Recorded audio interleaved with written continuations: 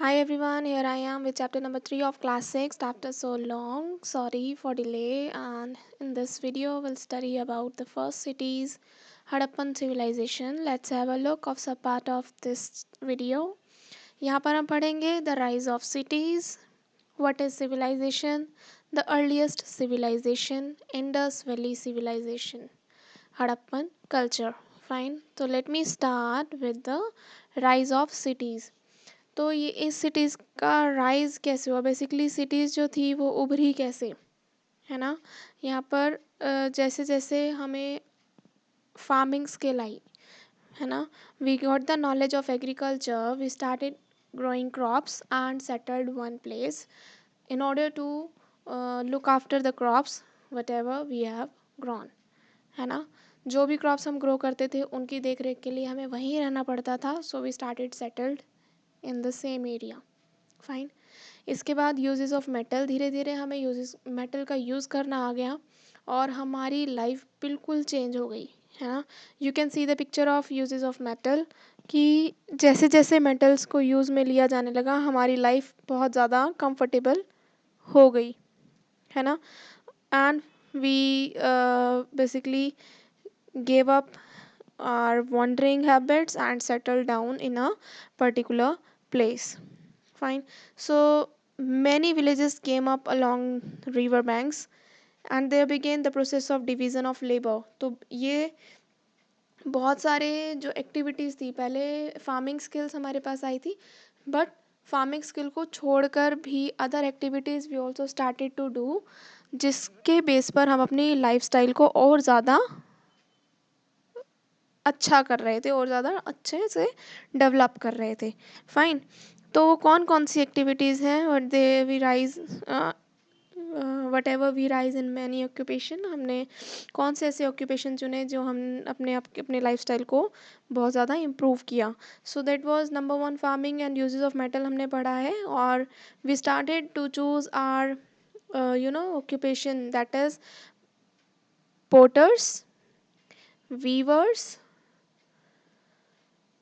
It's carpenter, shoe maker.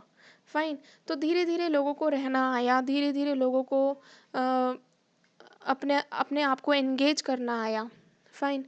और धीरे धीरे अब इसी तरह से इनकी लाइफ में बहुत ज़्यादा इम्प्रूवमेंट आने लगी और we started to develop towns and cities. धीरे धीरे small town, small market towns and cities develop हो गई. ठीक है. यहाँ पर क्या होता था? The farmers and the crafts man produced much more than what they needed. बहुत सारी चीज़ों का प्रोडक्शन होता था. तो देयरफॉर बार्टर्ड गुड्स. ठीक है. Therefore bartered goods, they exchange their goods for other goods. तो बेसिकली मैं आपको ये पिक्चर दिखा रही हूँ. This picture is showing about barter system because there were not no having no money system, no exchangement of money system. यहाँ पर पहले क्या होता था? किसी भी गुड को लेने के लिए अदर गुड्स को देना पड़ता था. We started to exchange the goods for other goods which they needed या which we were needed.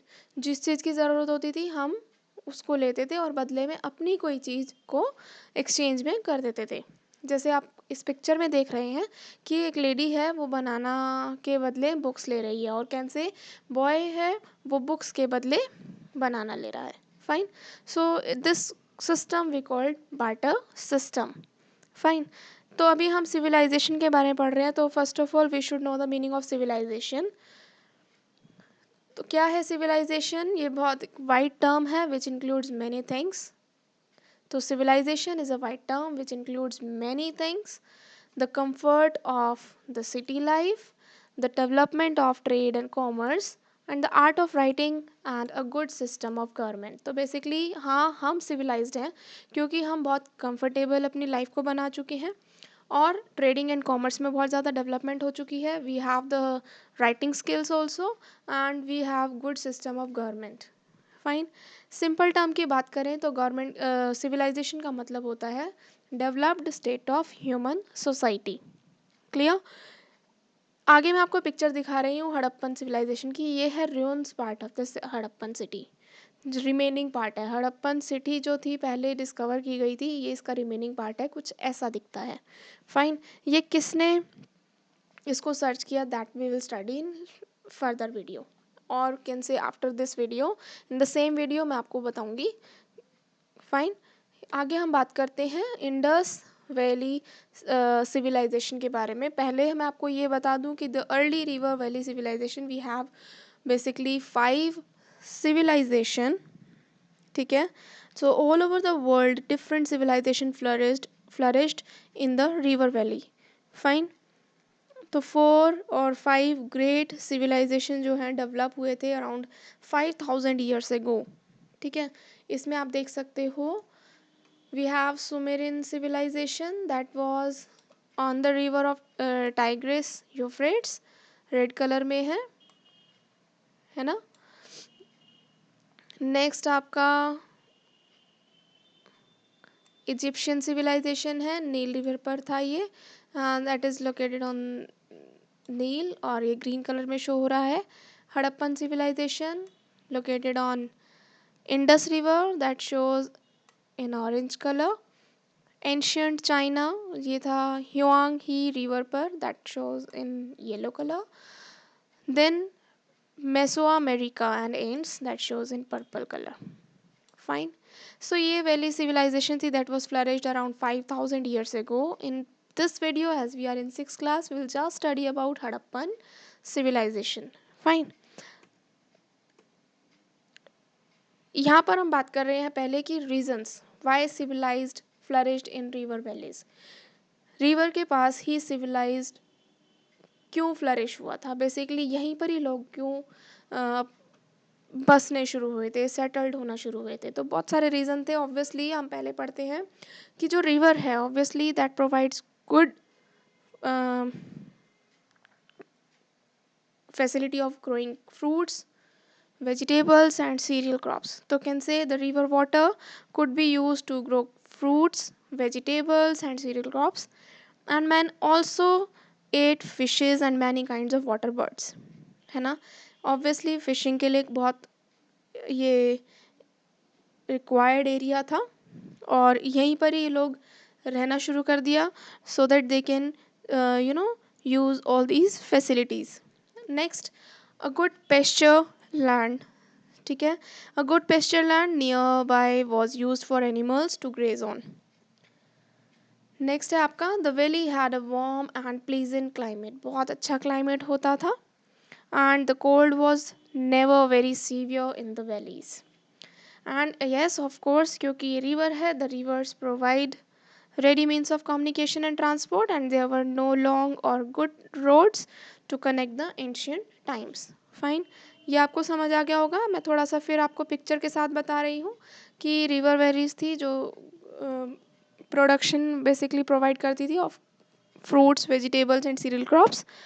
Fishing के लिए good pasture land, valley had a warm and pleasant climate, and provide ready means of communication and transport. Easy. Now come to Indus Valley Civilization, Harappan culture. So class आपको सन समझ आ गया होगा। इन 1921 Indian archaeologist थे जिनका नाम था दयाराम साहनी, इन्होंने ये इसे डिस्कवर किया था। He discovered the remains of the city of Harappa. Fine, 1922 में मोहनजोदाड़ो के रिमेनिंग पार्ट्स पाए गए थे, that was also belongs to the Indus valley. So this valley or this civilization came to be called the Indus Valley Civilization because it was situated on Indus River, तो इसको हमने नाम दिया था Indus Valley Civilization. And the city of Harappa that was discovered first, पहली city थी हड़प्पा जो discover की गई थी। So Indus Valley Civilization is also called the Harappan Civilization. Fine. यहाँ पर हम आगे बात करेंगे town planning and drainage system. तो आगे क्या है कि बेसिकली यहाँ पर टाउन की प्लानिंग और ड्रेनेज सिस्टम कैसा था, हड़प्पन सिटी में किस तरह के टाउन्स थे और वहाँ का ड्रेनेज सिस्टम कैसा था। बहुत इजी है, यहाँ पर ये पिक्चर है आपकी ड्रेनेज सिस्टम की। इससे पहले हम बात करेंगे, we have two types of towns जो थे, upper town and lower town. यहाँ पर आपको एक टर्म दी गई है दैट इज सिटेडल। इसका अदर मीनिंग है अपर टाउन। फाइन। तो क्या है citadel? The citadel is a 12 meter high structure, it is highly fortified and has a watch tower in the middle. So basically citadel है, इसको हम अपर town भी बोलते हैं, दैट हैज़ रेज्ड पार्ट। और ये जो टाउन्स थे बेक्ड ब्रिक्स के बने हुए थे। Fine. Which is use to build most buildings in the Indus civilization and the bricks are probably baked to make it more durable। बहुत ज़्यादा चलने वाली ब्रिक्स थी ये। और अगर हम इनके घरों की बात करें तो each part was surrounded by a wall and brick bake bricks. हर स्ट्रीट बहुत चौड़ी थी, ठीक है, स्ट्रेट भी थी और राउंड कट था फॉर इजी टर्न, ठीक है। फायर बर्न ब्रिक्स से ये बने थे, that was used for paving the streets. और घरों के साइज़ थे जो वो डिफरेंट डिफरेंट साइज़ के थे, कोई घर 1 स्टोरी था, कोई डबल स्टोरी था। And they were build on raised platform as a protection against flood. वो इतनी ऊपर थे कि वो फ्लड से अपने आप को प्रोटेक्ट कर सकते थे। और हर हाउस में वेल्स थे, बाथरूम्स थे और विंडोज़ थी, but the door was enough, ठीक है। इनफ डोर्स थे बट विंडोज़ बहुत ज़्यादा होती थी। And there were also very large buildings which were used as a palaces और असेंबली हॉल्स। और हड़प्पा में जो थे number of granaries were also found, जहाँ पर सरप्लस अमाउंट का जो ग्रेन होता था उसको स्टोर किया जाता था। फाइन। तो ये है पिक्चर एक बेक्ड ब्रिक्स की, और ये शो करती है कि हाँ, इन बेक्ड ब्रिक्स को अपर टाउन की कंस्ट्रक्शन में यूज़ किया जाता था। फाइन। ये जो लास्ट पिक्चर आपको शो रही है ब्लैक एंड वाइट में, that shows the drainage system. So every street had its brick lined drainage channel, it was connected to the houses drains, so these drains were properly covered and the drains has had inspection holes to proper inspection and cleaning। और इसको time to time clean किया जाता था और inspect किया जाता था कि ये कवर्ड है या इसकी जितना भी मेंटेनेंस है वो प्रॉपरली चेक किया जाता था। फाइन। आगे हम बात करेंगे, अच्छा ये हम बात कर रहे हैं यहाँ पर एवरी स्ट्रीट, ये मैं आपको बता चुकी हूँ, it was connected the house drains. Fine. सारी ही जो स्ट्रीट्स थी वो ड्रेन्स, उनका जो ड्रेनेज सिस्टम था that was so good. Fine. Next हम बात कर रहे हैं the great bath eight Mohenjodaro. ये बहुत इंपॉर्टेंट फीचर है यहाँ का कि यहाँ पर एक ग्रेट बाथ पाया गया था। So in Mohenjodaro we find a special tank which was named the Great Bath. It had an open quadrangle with galleries on its four side, इसके चारों तरफ गैलरी बनी हुई थी and it was made watertight with bond bricks and coated with plaster। इसकी height की बात करें, इसकी विड्थ की बात करें, इसकी डीपनेस की बात करें तो it was 12 meter long, 7 meters wide and 2.5 meter deep. And इस ग्रेट बात का हम यूज़ करते थे किसी स्पेशल ओकेज़न पे, रिलीजियस ओकेज़न पे, and obviously that was used by important people on important religious occasion. Fine. और इसके दोनों साइड में रूम्स बने हुए थे, that was most probably for using the changing clothes.